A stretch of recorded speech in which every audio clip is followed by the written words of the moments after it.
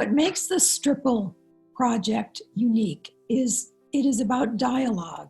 It's about listening, deep listening to often opposing perspectives.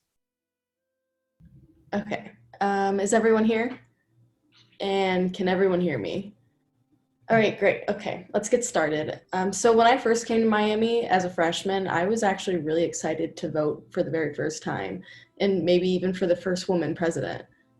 Or maybe not. I guess we could have never expected what our 4 years at Miami University would be like.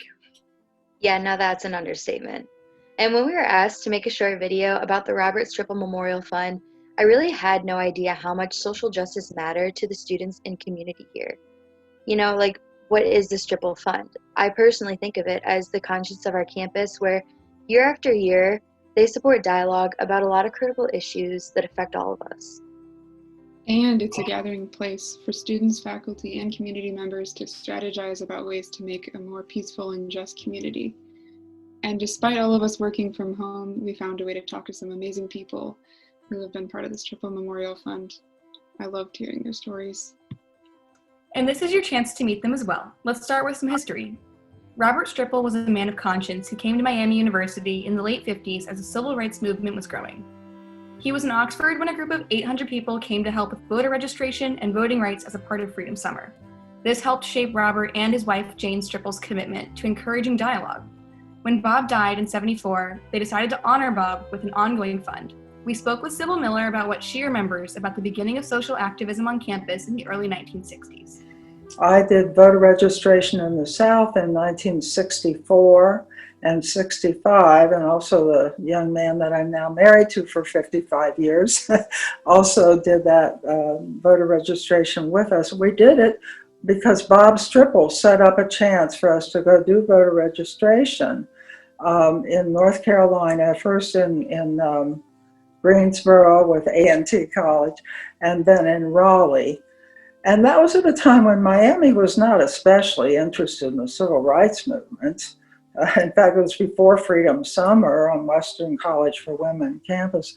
Bob Strippel was a courageous leader among staff members at the university, and we're just really proud to be part of his work on those times too. People told us what made Bob and Jane so great is that they really believed in listening to people, regardless of their opinions, and that we could learn mutual respect despite any differences.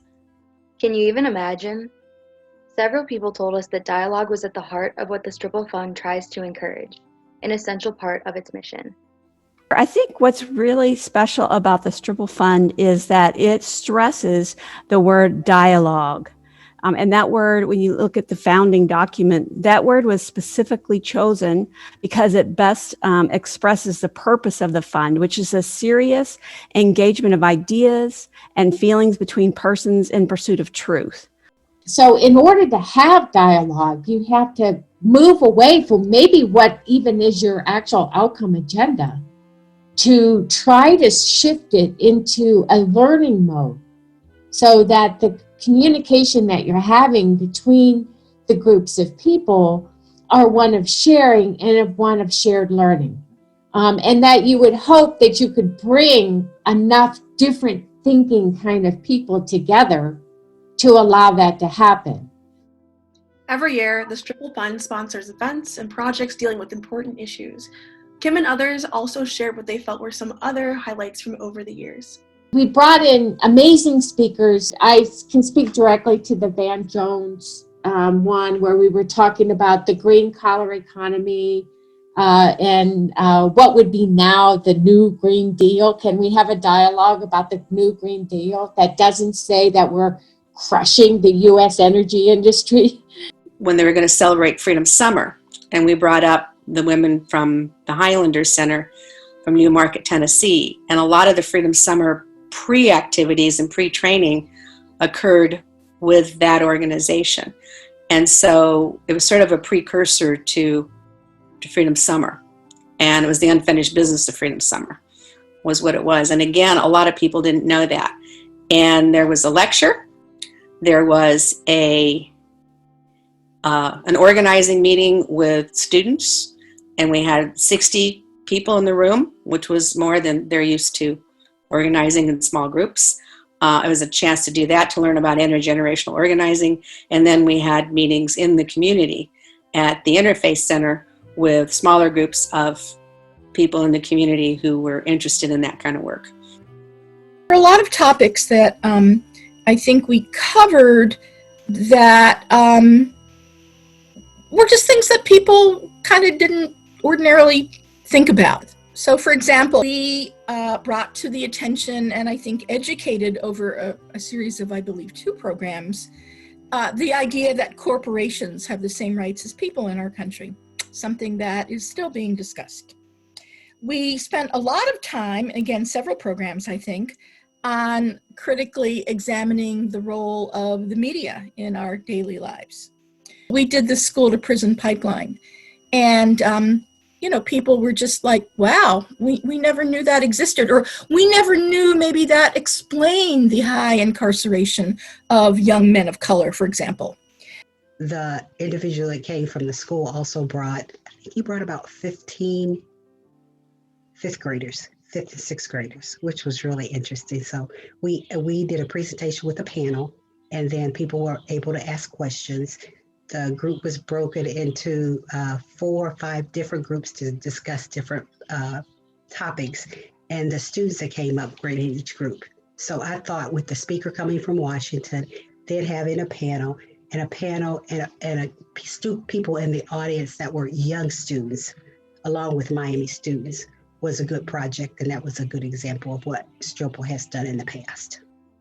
Johnny Jackson, can you tell us more about how the Stripple Fund has impacted your work? I think one of the things that I remember the most about the school to prison pipeline experience was being brought in as an expert on that particular topic, and having faculty members and deans and high up administrators in the institution really value the call for social justice and human rights. That was really impactful for me as a graduate student. And then the post conversation, I think I highlighted in an email that I sent that I was able to then write a couple articles with some professors that were on that panel with me. So that benefited me greatly, is presenting at the School to Prison Pipeline event. But then to form that relationship with professors that were on the same panel was very powerful for me as someone who wants to write and do social justice work. Leadership has grown from people sharing in the Stripple Memorial Fund efforts, and another part of the fund is nurturing and supporting people's leadership skills. Jacqueline, what do you think makes someone a social justice leader? When I think about what social justice leadership is and how Stripple nurtures it on campus and in our community, a lot of things come to mind. I think that social justice leadership exists really in service to human dignity, and with the overarching goal of creating a more sustainable and regenerative planet. In order to do that, it requires a continuous process of critical self-reflection and action. And it relies on diverse perspectives and the ability to seek out and co-create interdependent networks of solidarity. I think Stripple does this through its programming by providing tools that not only expand awareness, but also encourage dialogue, focus on skills building like deep listening and storytelling, and emphasizes all of our role in collective social responsibility. I'm so glad I got to be part of this project. What do you guys think? Definitely, yeah. Absolutely. I know this work will inspire me as I graduate and start to face the challenges of my generation in addressing all these different critical issues. I think that the Stripple committee has done very well in terms of connecting students and like other, especially like older adults in terms of like affiliates with Miami. So working with like the Over the Rhine community, but then also like higher like officials, like donors and people who have even like went to Miami or like from the Oxford community. It's just, I really like how they have different stakeholders. And so they want to make sure that everybody's voice is heard so that, you know, it's not just, you know, the faculty side or the administrative side that's having a say, because, you know, Stripple is about, you know, racial and social justice, and that can't happen unless there are different people from different perspectives and different, you know, standpoints coming together and being like, okay, you know, how can we look at this issue differently based on, you know, all of our different perspectives? I think Stripple has done an amazing job over time. Really have impacted not only the awareness about the struggles for social justice in our local community and beyond our local community, but was able to create coalitions. Is a collective.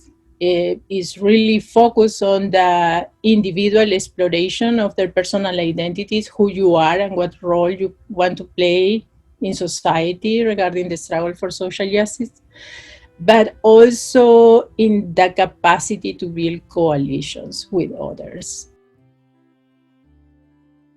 I'd say that captures it. Great discussion, everyone, and thanks for listening. I'll see you later.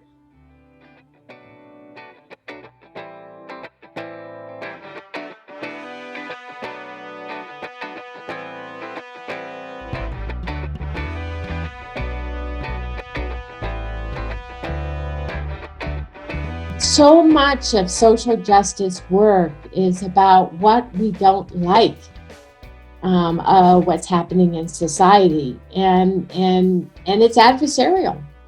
And yet we know that it's not, that sometimes if we stop and we get out of our ego for just a minute and go to our heart, we know that that's not true, that we really do care passionately about positive change.